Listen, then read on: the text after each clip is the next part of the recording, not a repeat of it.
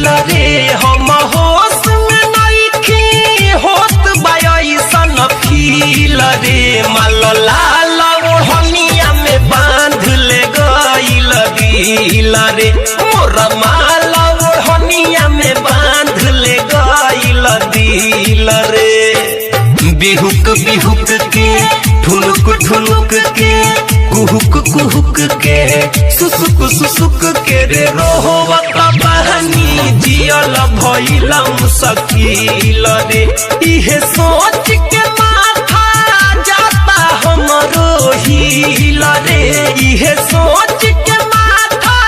जाता हमरो हिल रे मल लाल ओढ़निया में बांध ले गइल दिल रे मोर माल ओढ़निया में बांध ले गइल दिल रे। DJ Mithu Raja Patsoni presented by Lovely Films Production। 10 दिन तक ले रे यारवा पीछे हमारा लागल रोग धरैल सयसन करके गइल पागल हर 10 दिन तक ले रे यारवा रे पीछे हमारा लागल रोग धरैल सयसन करके गइल पागल एगो आँख भइल बा नहर एगो झील रे एगो आँख भइल बा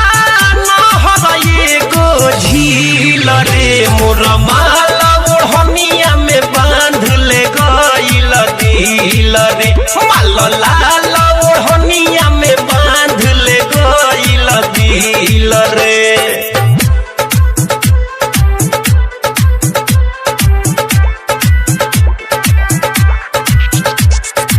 डीजे मिठू राजा पटसोनी आप सुन रहे हैं अमित पटेल की आवाज में। अरे ओकर चक्कर में खाना पीना सब भइल बा बेकार रे नैन से निंदिया छीन ले दिया दिल से हमारा करार रे अरे ओकर चक्कर में खाना पीना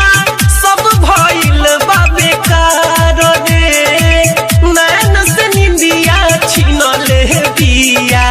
दिल से हमारा करार रे जब देखी ना ओहो के तो मनवा होला छिल बिल रे जब देखी ना ओहो के तो मनवा होला छिल बिल रे मल लाल ओढ़निया में बांध ले गइल दिल रे मोर माल ओढ़निया में बांध ले गइल दिल रे